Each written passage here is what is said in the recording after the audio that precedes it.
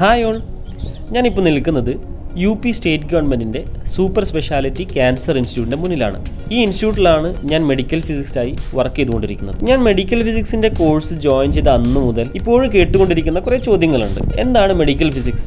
എന്താണ് നിങ്ങളൊരു ക്യാൻസർ ഹോസ്പിറ്റലിൽ ചെയ്തുകൊണ്ടിരിക്കുന്നത്? ഒരു പേഷ്യൻറ്റിൻ്റെ റേഡിയേഷൻ ട്രീറ്റ്മെൻറ്റ് ചെയ്യുമ്പോൾ നിങ്ങൾ അതിൽ നിന്നും സേഫ് ആണോ? നിങ്ങൾക്ക് അതിൽ നിന്ന് ഡോസ് ലഭിക്കില്ലേ? അവിടെയുള്ള സ്റ്റാഫുകൾ അതിൽ നിന്ന് സേഫ് ആണോ? അങ്ങനെ തുടങ്ങി പല രീതിയിലുള്ള ചോദ്യങ്ങൾ ഞാൻ ഇപ്പോഴും കേട്ടുകൊണ്ടിരിക്കുന്നുണ്ട്. അപ്പോൾ ഇന്ന് ഈ വീഡിയോയിലൂടെ ആ ചോദ്യങ്ങൾക്കെല്ലാം ഉത്തരം നൽകാനാണ് ശ്രമിക്കുന്നത്. ഒരു റേഡിയോതെറാപ്പി ഡിപ്പാർട്ട്മെന്റിൽ ഒരു പേഷ്യന്റിന്റെ ട്രീറ്റ്മെന്റ് കംപ്ലീറ്റ് ചെയ്യുന്നതിന്റെ പിന്നിലെ പല പ്രൊഫഷണലുകളുടെ ഇൻവോൾവ്മെന്റ്, അവരുടെ ടീം വർക്ക്, അവിടെ ഉപയോഗിക്കുന്ന എക്യുപ്മെന്റ്സ്, പ്രൊസീജിയേഴ്സ്, മെഷീനറീസ്, അങ്ങനെ തുടങ്ങി പല ഇൻഫർമേഷൻസ് അടങ്ങുന്ന ഒരു വീഡിയോ ആണിത്. അപ്പോൾ ഇൻട്രസ്റ്റിംഗ് ആയിട്ടുള്ള, ഇൻഫർമേറ്റീവ് ആയിട്ടുള്ള ഈ വീഡിയോ അവസാനം വരെ മിസ്സാകാതെ നിങ്ങൾ കാണുക. നിങ്ങൾക്ക് ഇഷ്ടപ്പെടുകയാണെങ്കിൽ നിങ്ങൾ കൂടുതൽ ആളുകളിലേക്ക് ഇത് ഷെയർ ചെയ്ത് കൊടുക്കുക. സോ ഔട്ട് കംപ്ലീറ്റഡ് പുതിയൊരു സ്പെഷ്യൽ എപ്പിസോഡിലേക്ക് എല്ലാവർക്കും സ്വാഗതം.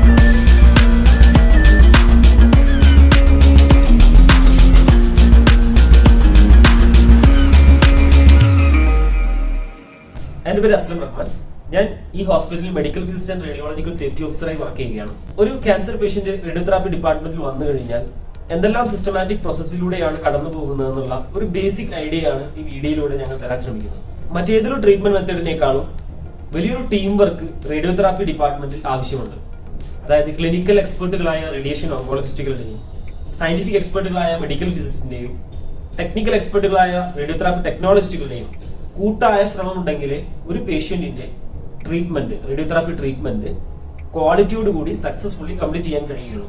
സോ ഒരു പേഷ്യന്റ് റേഡിയോതെറാപ്പി ഡിപ്പാർട്ട്മെന്റിൽ വന്നു കഴിഞ്ഞാൽ ഫസ്റ്റ് സ്റ്റെപ്പ് എന്ന് പറയുന്നത് റേഡിയേഷൻ ഓങ്കോളജിസ്റ്റുകൾ ആ പേഷ്യന്റിനെ കുറിച്ച് ഡീറ്റെയിൽ ആയിട്ട് ഒരു സ്റ്റഡി ചെയ്യുക എന്നുള്ളതാണ്. പേഷ്യന്റിനെ കുറിച്ചും പേഷ്യന്റ് ഡിസീസിനെ കുറിച്ചും ഡിസീസ് ഹിസ്റ്ററികളെ കുറിച്ചൊക്കെയുള്ള ഡീറ്റെയിൽ ആയി സ്റ്റഡി നടത്തിക്കൊണ്ട് ആ പേഷ്യന്റിന് ഏറ്റവും സ്യൂട്ടബിൾ ആയിട്ടുള്ള ഒരു ട്രീറ്റ്മെന്റ് ടെക്നിക് കണ്ടുപിടിക്കുകയാണ് ഫസ്റ്റ് സ്റ്റെപ്പിലൂടെ ചെയ്യുന്നത്. ഇന്ന് റേഡിയോതെറാപ്പിയിൽ പല രീതിയിലുള്ള ട്രീറ്റ്മെന്റ് മെത്തേഡുകൾ, ട്രീറ്റ്മെന്റ് മൊഡാലിറ്റികൾ അവൈലബിൾ ആണ്. Like external beam radiotherapy, brachytherapy, proton therapy, അങ്ങനെ പല രീതിയിലുള്ള ട്രീറ്റ്മെന്റ് മൊഡാലിറ്റികൾ ഇന്ന് അവൈലബിൾ ആണ്. ഞങ്ങളുടെ ഇൻസ്റ്റിറ്റ്യൂട്ടിൽ അവൈലബിൾ ആയിട്ടുള്ള ട്രീറ്റ്മെന്റ് യൂണിറ്റ് എന്ന് പറയുന്നത് ലീനിയർ ആക്സിലറേറ്റർ ആണ്. വേരിയൻ കമ്പനിയുടെ ട്രൂബീം എന്ന മോഡലായ ലീനിയർ ആക്സിലറേറ്റർ ആണ് ഞങ്ങളുടെ ഡിപ്പാർട്ട്മെന്റിൽ അവൈലബിൾ ആയിട്ടുള്ളത്. ഏതൊരു ട്രീറ്റ്മെന്റ് മൊഡാലിറ്റി ആയാലും ട്രീറ്റ്മെന്റ് ടെക്നിക് ആയാലും റേഡിയോതെറാപ്പി ട്രീറ്റ്മെന്റിൽ പ്രധാനപ്പെട്ട രണ്ട് കാര്യങ്ങളാണ് പ്രിസിഷൻ ആൻഡ് ആക്യുറസി. കാരണം നിങ്ങൾ കേട്ടിട്ടുണ്ടാവും, ക്യാൻസറിന്റെ കാരണങ്ങൾ എണ്ണുമ്പോൾ അതിൽ പ്രധാനപ്പെട്ട ഒരു കാരണമാണ് എക്സ്പോഷർ ടു റേഡിയേഷൻ. അതെ, റേഡിയേഷന് നമ്മുടെ ബോഡിയിലെ സെല്ലുകളുടെയും സെൽ മെക്കാനിസത്തെയും സെൽ സൈക്കിളുകളുടെയും ഘടനയിൽ മാറ്റം വരുത്താൻ കഴിയും. അത് തന്നെയാണ് റേഡിയോതെറാപ്പി ട്രീറ്റ്മെന്റിന്റെ ബേസിക് പ്രിൻസിപ്പിൾ എന്ന് പറയുന്നത്. അതായത് ക്യാൻസർ സെല്ലുകളെ ഐഡന്റിഫൈ ചെയ്തുകൊണ്ട്, ലൊക്കേറ്റ് ചെയ്തുകൊണ്ട്, ടാർഗറ്റ് ചെയ്തുകൊണ്ട് ആ ക്യാൻസർ സെല്ലുകളുടെ അൺകൺട്രോൾഡ് ഗ്രോത്തിനെ ഡിസ്ട്രോയ് ചെയ്യുക, അല്ലെങ്കിൽ ആ ക്യാൻസർ സെല്ലുകളുടെ സെൽ മെക്കാനിസത്തെ ഡിസ്റ്റർബ് ചെയ്യുകയാണ് റേഡിയോതെറാപ്പി ട്രീറ്റ്മെന്റിലൂടെ നമ്മൾ ചെയ്യുന്നത്. സോ അതുകൊണ്ട് തന്നെ precision and accuracy has very important role in radiotherapy department. So computerised treatment പ്ലാനിങ്ങുകളുടെ ഹെൽപ്പോട് കൂടിയാണ് ഒരു പേഷ്യന്റിന്റെ ട്രീറ്റ്മെന്റ് പ്രിസിഷനോട് കൂടിയും ആക്യുറസിയോട് കൂടിയും നമുക്ക് എക്സിക്യൂട്ട് ചെയ്യാൻ കഴിയുന്നത്. സോ കമ്പ്യൂട്ടറൈസ്ഡ് പ്ലാൻസ് ജനറേറ്റ് ചെയ്യണമെങ്കിൽ ഏറ്റവും ബേസിക് ആയിട്ട് നമുക്ക് ആവശ്യമുള്ളതാണ് പേഷ്യന്റിന്റെ ഡീറ്റെയിൽഡ് അനാറ്റമി ഇമേജസ് എന്ന് പറയുന്നത്. അതിനായി നമുക്ക് ഏറ്റവും ഹെൽപ്ഫുൾ ആയിട്ടുള്ള ഒരു ഇമേജിംഗ് പ്രോസസ്സാണ് കമ്പ്യൂട്ടർ ടോമോഗ്രഫി, CT ഇമേജിംഗ് എന്ന് പറയുന്നത്.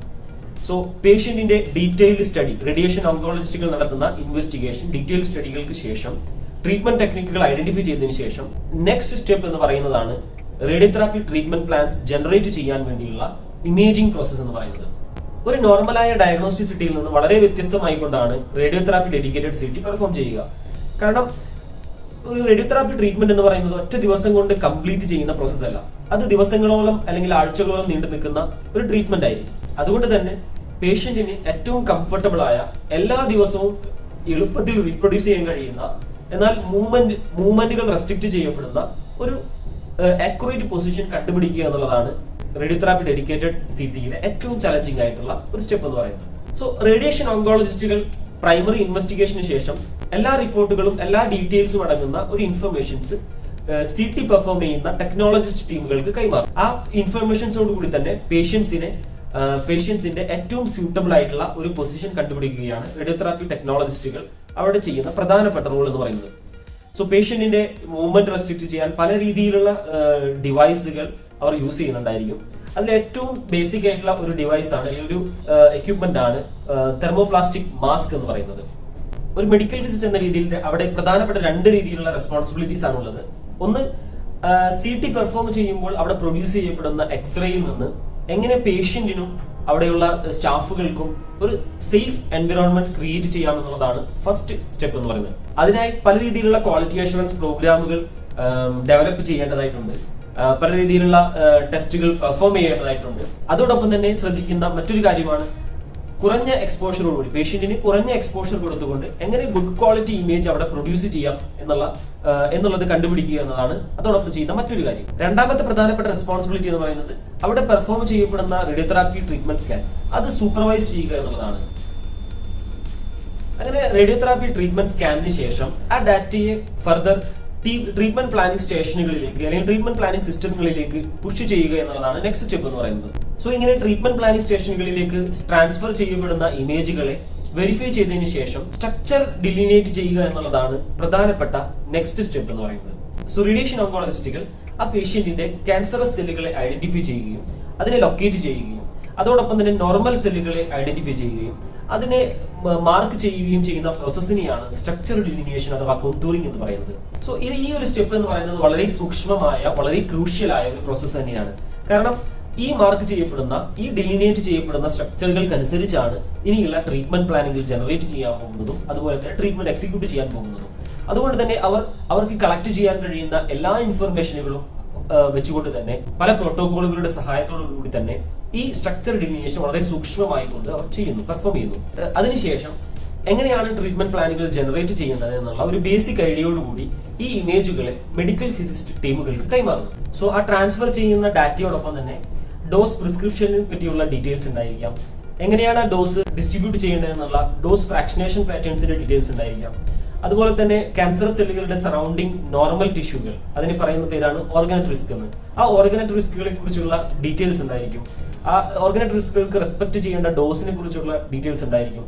അങ്ങനെ തുടങ്ങി ഒരു സെറ്റ് ഓഫ് ഡാറ്റ ആയിരിക്കും മെഡിക്കൽ ഫിസിസ്റ്റ് ടീമുകൾക്ക് കൈമാറുന്നത്. ഈ ഡാറ്റകൾ ഉപയോഗിച്ചുകൊണ്ട് തന്നെ മെഡിക്കൽ ഫിസിസ്റ്റുകൾ ആ പേഷ്യന്റിന് ഏറ്റവും സ്യൂട്ടബിൾ ആയിട്ടുള്ള ഏറ്റവും എഫക്റ്റീവ് ആയിട്ടുള്ള എന്നാൽ സിമ്പിൾ ആയ ഒരു പ്ലാൻ ജനറേറ്റ് ചെയ്യുക എന്നുള്ളതാണ് മെഡിക്കൽ ഫിസിസ്റ്റുകൾക്കുള്ള പ്രധാന ചലഞ്ച്. സോ മെഡിക്കൽ ഫിസിസ്റ്റുകൾ ആ ക്യാൻസർ സെല്ലുകളെ കുറിച്ച് ഡീറ്റെയിൽ ആയി സ്റ്റഡി ചെയ്യുകയും ഡിസ്കസ് ചെയ്യുകയും ആ പേഷ്യന്റിന് ഏറ്റവും സ്യൂട്ടബിൾ ആയിട്ടുള്ള ഒരു ട്രീറ്റ്മെന്റ് ടെക്നിക് കണ്ടുപിടിക്കുകയും ചെയ്യുന്നു. സോ അതിൽ ഏത് ടൈപ്പ് ഓഫ് റേഡിയേഷൻ ആണ് വേണ്ടത്, എത്ര എനർജി ഉള്ള റേഡിയേഷൻ ആണ് വേണ്ടത്, ഏത് ആംഗിളിലൂടെയാണ് കൊടുക്കേണ്ടത്, എവിടെയൊക്കെയാണ് അത് റെസ്ട്രിക്ട് ചെയ്യേണ്ടത്, അങ്ങനെ തുടങ്ങി ഒരുപാട് ഫാക്ടേഴ്സ് ഇൻക്ലൂഡ് ചെയ്തുകൊണ്ടാണ് മെഡിക്കൽ ഫിസിസ്റ്റ് ടീം അവിടെ ഒരു ട്രീറ്റ്മെന്റ് പ്ലാൻ ജനറേറ്റ് ചെയ്യുന്നത്. അങ്ങനെ റേഡിയേഷൻ ഓങ്കോളജിസ്റ്റുകളുടെ ഒബ്ജക്റ്റീവുകൾ മീറ്റ് ചെയ്യുന്ന ഒരു ട്രീറ്റ്മെന്റ് പ്ലാൻ ജനറേറ്റ് ചെയ്യപ്പെട്ട് കഴിഞ്ഞാൽ അത് ഫർദർ ഓങ്കോളജിസ്റ്റുകളുമായി ഡിസ്കസ് ചെയ്തുകൊണ്ട് അതിന്റെ അഡ്വാൻറ്റേജുകളെയും ഡിസഡ്വാൻറ്റേജുകളെ കുറിച്ച് ഡിസ്കസ് ചെയ്തുകൊണ്ട് ഒരു സ്യൂട്ടബിൾ പ്ലാൻ തയ്യാറാക്കുക എന്നുള്ളതാണ് ട്രീറ്റ്മെന്റ് പ്ലാനിംഗ് റൂമുകളിൽ നടക്കുന്ന പ്രധാനപ്പെട്ട ടാസ്ക് എന്ന് പറയുന്നത്. ഒരുപക്ഷെ അത് 1-2 ദിവസങ്ങൾക്കുള്ളിൽ തന്നെ കംപ്ലീറ്റ് ചെയ്യുന്ന ഒരു ടാസ്ക് ആയിരിക്കും. ചിലപ്പോൾ അത് ദിവസങ്ങളോളം നീണ്ടു നിൽക്കുന്ന ഒരു പ്രോസസ്സായി മാറുകയും ചെയ്യുന്നു. അങ്ങനെ ആ പ്ലാൻ ഫൈനലൈസ് ചെയ്തു കഴിഞ്ഞാൽ മെഡിക്കൽ ഫിസിസ്റ്റുകൾ ഈ പ്ലാനുകളുടെ വെരിഫിക്കേഷൻ പ്ലാൻ ക്രിയേറ്റ് ചെയ്യുക എന്നുള്ളതാണ് നെക്സ്റ്റ് സ്റ്റെപ്പ് എന്ന് പറയുന്നത്. ഇങ്ങനെ ജനറേറ്റ് ചെയ്യപ്പെട്ട ട്രീറ്റ്മെന്റ് പ്ലാനുകളുടെ വെരിഫിക്കേഷൻ പ്ലാൻ ക്രിയേറ്റ് ചെയ്തതിനു ശേഷം ലീനിയർ ആക്സിലറേറ്ററുകളിൽ എക്സിക്യൂട്ട് ചെയ്ത് വെരിഫൈ ചെയ്യുന്നതാണ് ആ വെരിഫിക്കേഷൻ പ്രോസസ്. അങ്ങനെ ആ പ്രോസസ്സ് അത് സക്സസ്ഫുള്ളി കംപ്ലീറ്റ് ചെയ്ത് കഴിഞ്ഞാൽ നെക്സ്റ്റ് സ്റ്റെപ്പ് എന്ന് പറയുന്നത് ഫൈനൽ സ്റ്റെപ്പായ ട്രീറ്റ്മെന്റ് എക്സിക്യൂഷൻ ആണ്. സോ ട്രീറ്റ്മെന്റ് എക്സിക്യൂഷനിലേക്ക് പോകുന്നതിന് മുന്നേ ലീനിയർ ആക്സിലറേറ്ററെ കുറിച്ച് ഞാൻ നിങ്ങൾക്ക് പരിചയപ്പെടുത്തി തരേണ്ടതുണ്ട്. നമുക്ക് ലീനിയർ ആക്സിലറേറ്ററെ കുറിച്ച് ഒന്ന് ഡീറ്റെയിൽ ആയിട്ട് കണ്ടിട്ട് വരാം. നമ്മളിപ്പോൾ നിൽക്കുന്നത് ലീനിയർ ആക്സിലറേറ്ററിന്റെ കൺസോൾ റൂമിലാണ്. ലീനിയർ ആക്സിലറേറ്റർ ഡിസ്റ്റൻസിൽ നിന്ന് ഓപ്പറേറ്റ് ചെയ്യുവാനും പേഷ്യന്റിന്റെ ട്രീറ്റ്മെന്റ് മോണിറ്റർ ചെയ്യുവാനുമായി റേഡിയോതെറാപ്പി ടെക്നോളജിസ്റ്റുകൾ ഓക്യുപ്പൈ ചെയ്യുന്ന ഒരു പ്ലേസാണ് കൺസോൾ റൂം എന്ന് പറയുന്നത്. ഇവിടെ മോണിറ്ററുകൾ, കൺട്രോൾ കീബോർഡുകൾ, മോണിറ്ററിംഗ് ക്യാമറകൾ, അങ്ങനെ പലതും നമുക്കിവിടെ കാണാം. നമുക്ക് നേരെ ട്രീറ്റ്മെന്റ് റൂമിന്റെ ഉള്ളിലേക്ക് കടക്കാം.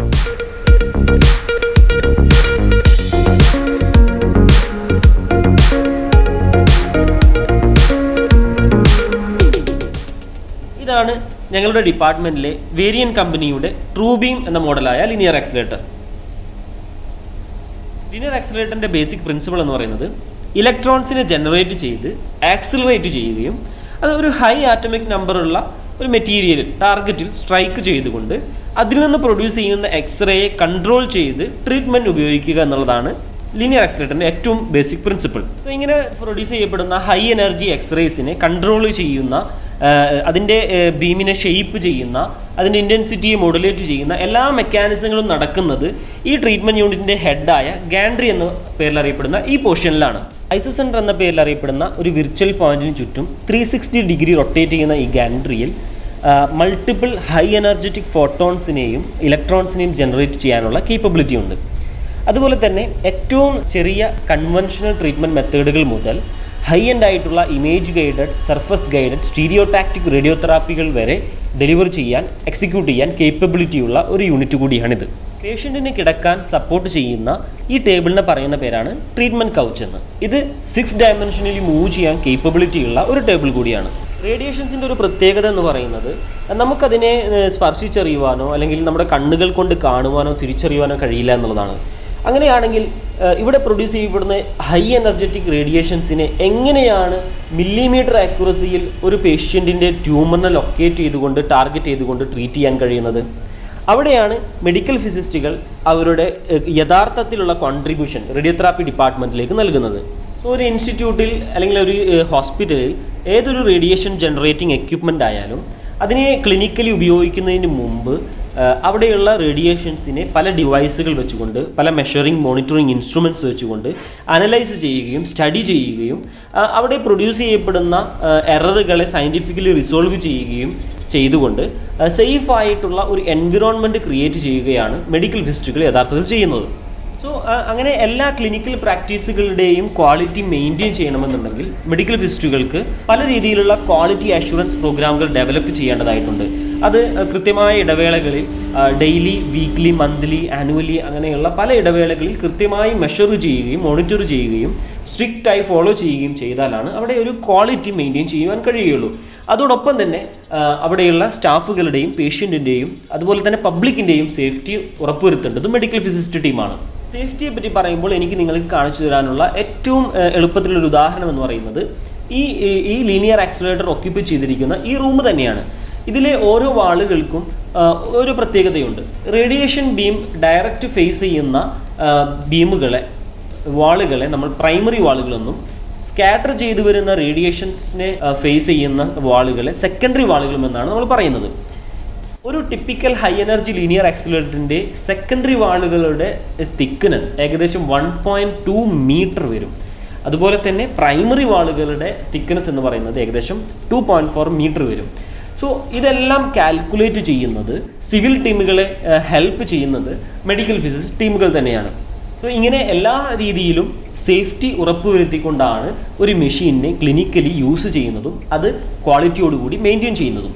സോ ഇതാണ് റേഡിയോതെറാപ്പി ട്രീറ്റ്മെൻറ്റ് റൂമിലെ മെഷീനുകളും ഇവിടെയുള്ള ഏറ്റവും ബേസിക് ആയിട്ടുള്ള ഇൻഫർമേഷൻസ് എന്ന് പറയുന്നത്. ഇനി നമുക്കിവിടെ എങ്ങനെയാണ് ഒരു ട്രീറ്റ്മെൻറ്റ് നടക്കുന്നതെന്ന് നോക്കാം.